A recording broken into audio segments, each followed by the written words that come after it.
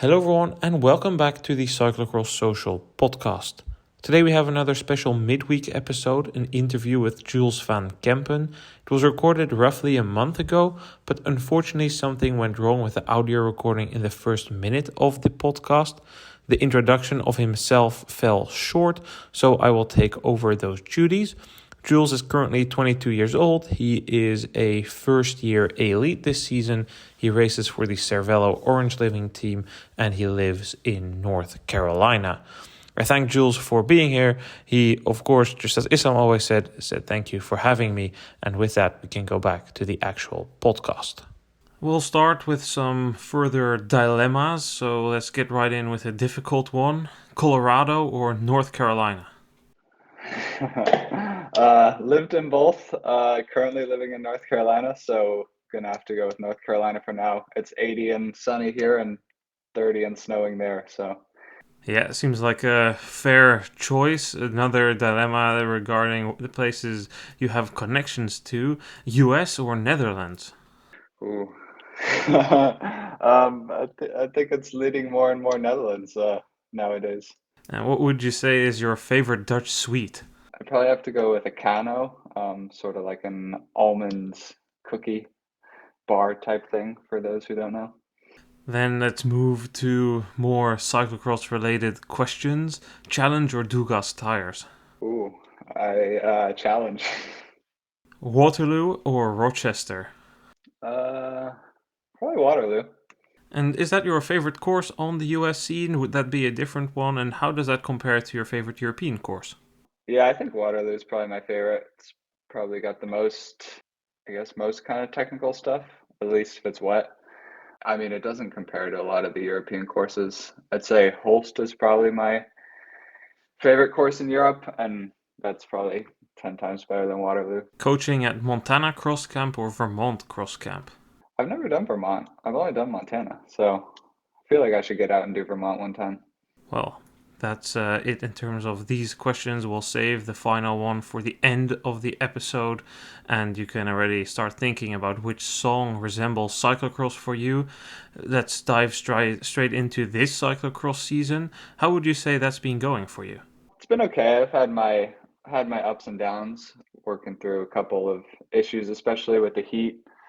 The US season has been very hot and very dusty, which I usually struggle in the heat, so trying to get over that. And yeah, but it's been all right. I've had a couple good races, couple bad ones. So looking forward at building towards nationals and then going over to Europe, which will probably be more of the main part of the season for me. So regardless of temperature, do you prefer muddy courses over dry courses, or are those two things too much correlated for you? Yeah, I usually prefer a little bit of mud, make it a little bit more interesting. I feel like the dry ones can get a little boring, especially if both days here in the US sometimes are on the same course. And if it's dry both days, it's just a lot of the same turns. So this year the USCX series were not broadcasted. We can only do some bad scoreboard journalism looking at the results. You had a fourth place in Rochester on the second day. That's your best result of the season.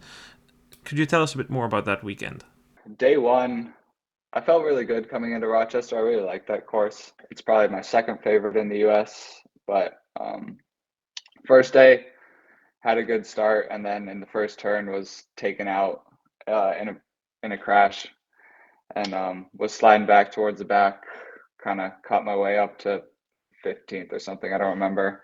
So that was pretty frustrating. And then, yeah, day two was a good day. It was kind of just hanging on to that lead group of 10 or 12 for a long time, first couple laps, and then slowly started to move up after Andrew had broken away, and we were in a group of 4 or 5 of us racing for third after Kerry had flat while he was riding around in third. And then Tobin got away from me and Scott on the last lap, pulled out a little gap, and we weren't able to close it down.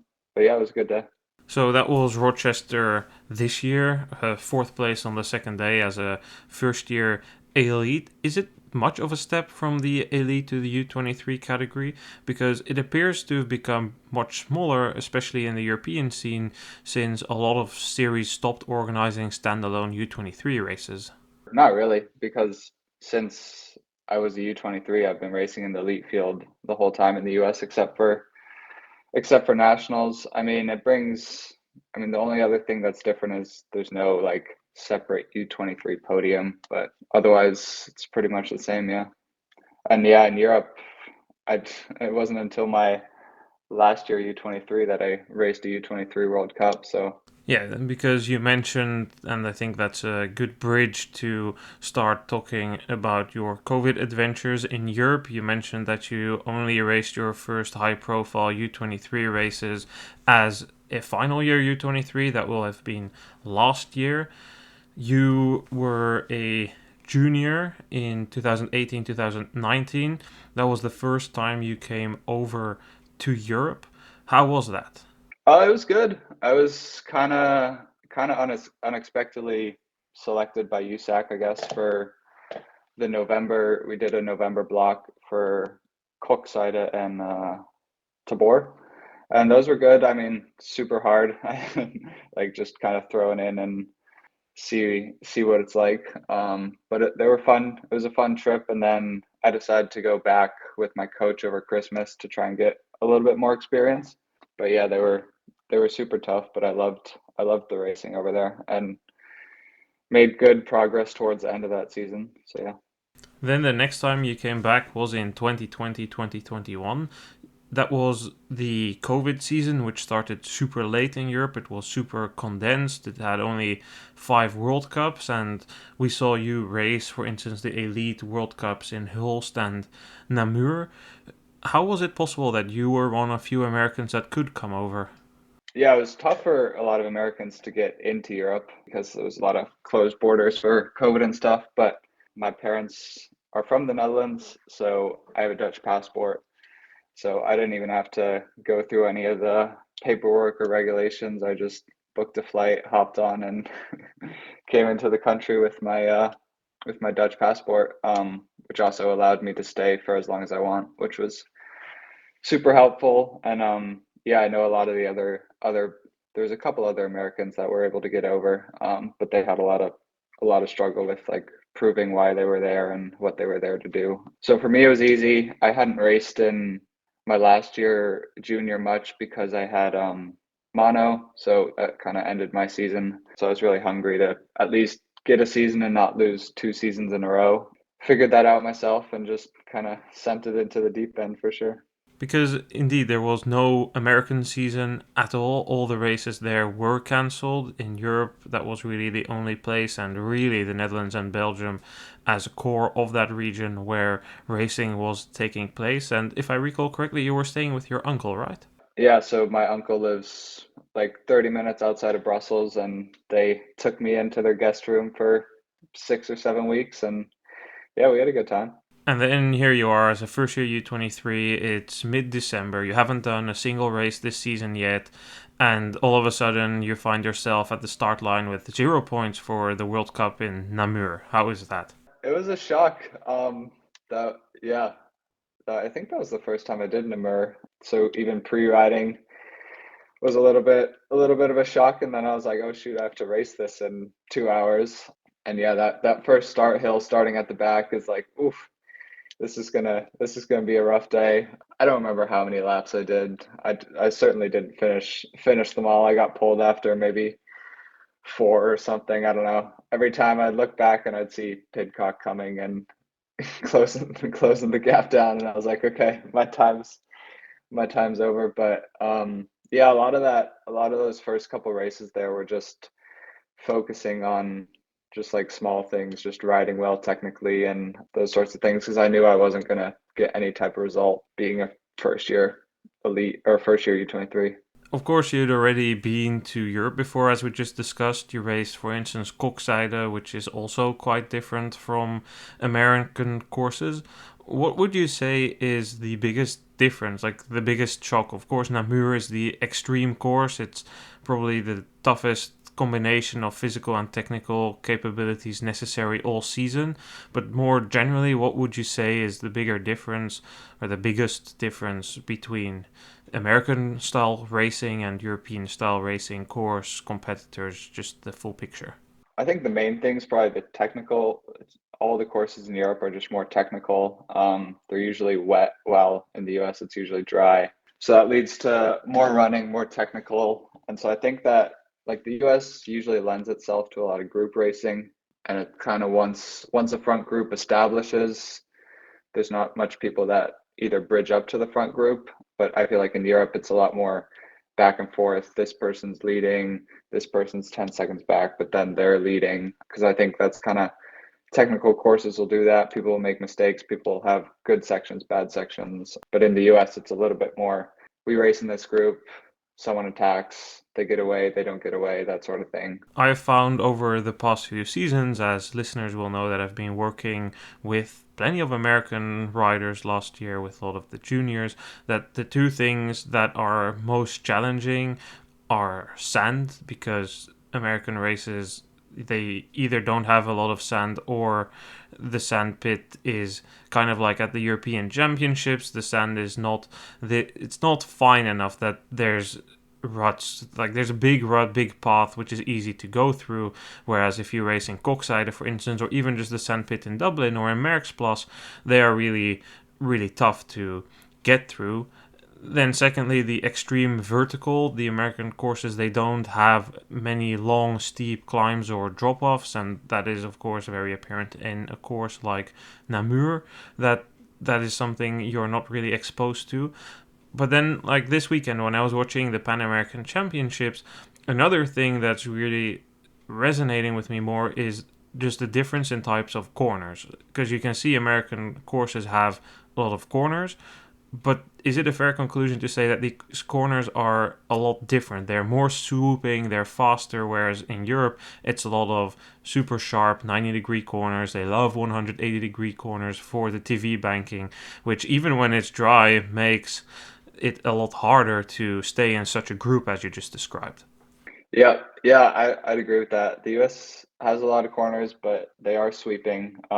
If there's a 180, it's a fast 180, it's a sweeper 180, not, yeah, like in Europe, you have a bunch of these 180s that are a bunch of start stop, really slowing your speed down. When in the US, a lot of the corners don't require you to slow down that much, which just keeps the speed high, makes it easier for that sort of group racing to stick together. And yeah, I just don't think there aren't corners and stuff like that that really end up breaking up like the group that much, or making it a hard effort to get back out of it, because the speed stays so high through them.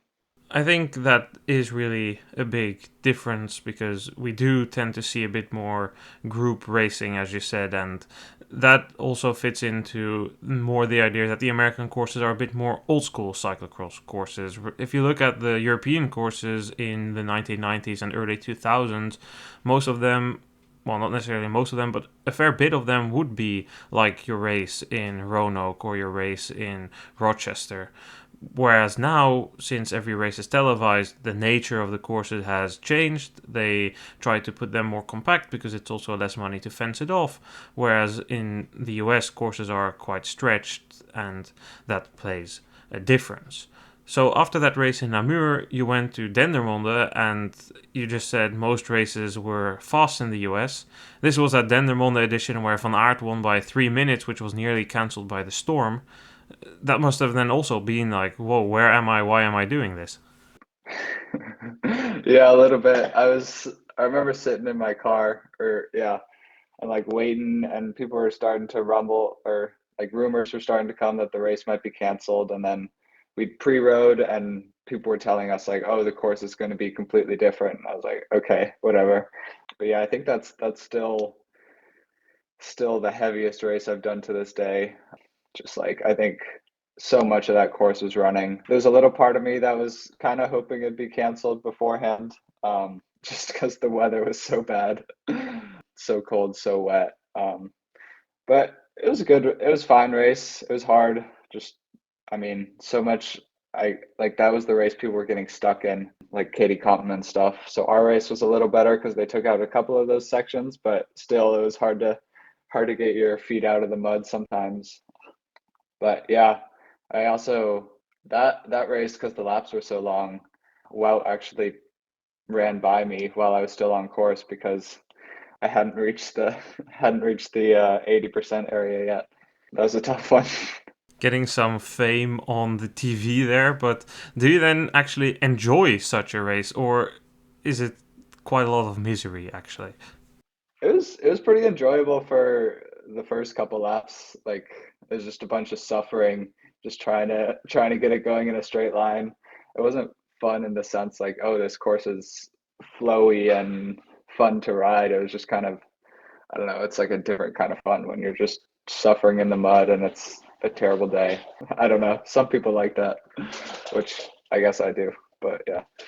And then the part that nobody talks about, like you're there being supported by your uncle at these races, like how does that work? Because you're super muddy and not everybody has a mobile home, so how do you warm up? Where do you take a shower? How long does it take to even get warm after such a race?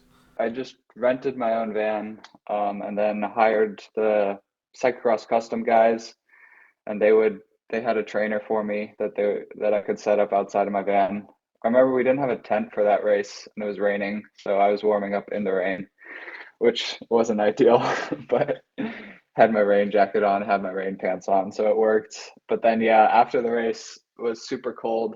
Just like I remember another American that was over there, he didn't have his own car, and he was getting a ride back from, I don't know, someone, but they weren't ready yet. So I told him to come sit in my car, and we were just shivering, both with the heater cranked on high, just kind of waiting until our hands stopped shaking. And luckily that race was only half an hour from my uncle's house, so could get home pretty quickly and take a shower. But yeah, it was a pretty long time spent shivering in the car afterwards. What do you do between the races? So there's a race on Saturday or Sunday, and then the next weekend there's not that much midweek racing, especially this year. The midweek Christmas races were almost all cancelled. What do you normally do? Like, of course, you train, but do you do any other things? What do you think about the training, and how did it compare to what you could do during the COVID season? Because, of course, a lot of things were closed down. I mean, I remember the Netherlands went back on lockdown then, Belgium was a bit more, but they also had strict measures. You couldn't just go to a restaurant. So, what did you do? How did all of that unfold? A lot of it was just hanging out with my family there. My cousins were there, so we could play board games and stuff like that. I remember like the one outing I had during that whole time was going to the grocery store once with my uncle because usually only one family member could go, and I think towards the end of the trip, the rules or regulations changed that two could go. So me and him went, and I think that's really the only place I visited. Maybe picked up a bread from the bakery once or twice through the window. So yeah, a lot of it was just training, sitting at home, doing homework, spending time with family. But yeah, the training was fun. I kind of it wasn't like I was worried about overtraining because my races weren't lasting super long, being in the elite field and stuff like that. So got to spend a lot of time riding in a forest near my uncle's house in the sand, just trying to work on stuff and yeah, get better, that sort of thing. I do really resonate with that part about the supermarkets because for me as well, that was like the only time you could really get out of the house in that first pandemic lockdown. It's weird because sometimes you feel this nostalgic feeling, and I'm definitely not the only one towards those times because, yes, a lot of bad things were going on, but at the same time, there was like this coming together, and I had online school and I was still racing. Okay, there were no races, but the riding outside was great. I had much more time on my hands. The air quality was great. There were few cars on the roads. We actually also had great weather here, so that was just a lot of fun. And yeah, the supermarket, that's definitely something that I can resonate with what you said. You went to France in January, and you raced in Troyes, beautiful city. How was that? Because you doubled that up with a weekend in Hulst. Yeah, so when I went over, I wasn't really sure what races I could do. Like you said, there was a lot of uncertainty. Having no UCI points was an issue because they were limiting the field sizes to 75 or something, and it was based off of UCI points whether you'd get in or not. So a lot of the normal UCI races, non-World Cups, I couldn't even get into because they would fill up and I wouldn't get a spot. So I knew I could do the World Cups because the federation would just select me, and there wasn't enough Americans over there for me not to get selected. So I knew I could do those, and then yeah, I saw the one in Troyes. I was emailing with them beforehand, and they were like, "Yeah, we don't have a restriction. You can get in here." So I went there to have a race that was not as fast as a World Cup that hopefully I could finish, which I'm pretty sure I did. But it was pretty funny because I don't think they followed UCI rules because somehow I started on the third row. So I'm not really sure how that happened because there was 8 or 9 rows, so I should have been on the eighth or ninth row. So that helped a little bit. And then yeah, funny thing, or not really funny, but during that race, during the start, I sliced my finger open on someone's spokes and finished the race. Whatever, it wasn't a big deal. And then afterwards, I was like, "Oh, I should probably get stitches on that." And for that race, my dad came over to help support and watch and split the drive with me to Troyes. So we went they told us to go to the hospital around the corner, and so we went there, and we were just sitting there outside because we weren't allowed in because of COVID. So we were just sitting in the car waiting, and then after a while, they were like, "Oh yeah, you're not going to get in tonight. There's too much like just with the COVID restrictions and whatever, they weren't going to be able to see us. So we ended up driving all the way back to Belgium. And luckily, my aunt was a nurse. So she called the doctor back in late at night to come stitch my finger up. And then, yeah, like you said, the next day was Holst with a couple stitches in my finger, which was also that was a pretty rough race. But yeah. And that Hulst course was in the, well, what we call in Dutch the polder, like right next to a big river that flows into the harbor of Antwerp, the Oosterschelde and the Westerschelde. They are right there. What did you think of that course? Because they were supposed to organize the World Championships there next year, but they didn't get a permit because it's too close to a protected nature environment. What did you think of that race? The course wasn't like that bad. It was, yeah, like you said, it was kind of all surrounded by water, so super windy, super cold. But yeah, you were kind of just going up and down this one hill the whole time. I remember it being a pretty short lap because Mathieu was pretty close to lapping me pretty quickly into the race. I think it was only 6 minute laps or something, which wasn't helping my 80%, 80%. But yeah, it was a fine course. It was pretty tough, just kind of up and down this one hill. It was definitely not anywhere near as interesting as the Holst course is now, but it was doable for a cross race. There was nothing wrong with it, but it wasn't fun or interesting. You did a few more races after that. How would you say that this block of racing helped you prepare for the seasons that came afterwards? Yeah, I think it was super important. Like I said, not racing my last year junior much. This made sure I'd only take one real season off, which kind of gave me advantage once the next US season started that I had raced the year before and everyone else kind of hadn't and was kind of coming into it blind of not racing for what 18 months or something. I didn't get to keep any of my UCI points that I got from the World Cups, but that was okay. But yeah, I think it really helped me, especially the next time I came back to Europe, that it wasn't such a shock that time. So I kind of got that out of the way in my first year U23. So when I came back my second year, it was kind of like, oh yeah, this is what it's like. This is how you got to race it. That sort of thing. But yeah, I think it was crucial towards my development. Just kind of get my teeth kicked in um, by by people who were really, really, really fast, and yeah, just see if I could survive. And I made it through the other end, and I was faster for it, and I was stronger, and I knew what I needed to work on, which all things I wouldn't have got if I was just at home trying to train. But yeah. As you said, everybody started with a clean slate in terms of UCI points the season after. Obviously, a lot of riders from your year, your generation is probably what we should call it, have been affected by COVID. We see that a lot of those riders are struggling to break through, and I mean, obviously, that's where the first 2 years, U23, and also the riders who were first or second year during COVID, I mean, they had a full world championships in Ostend swiped away. Do you think that that is also the case on the American circuit, or not as much? I think a little bit. Like, I think learning those elite races was something completely different than what I'd done in Europe the year before.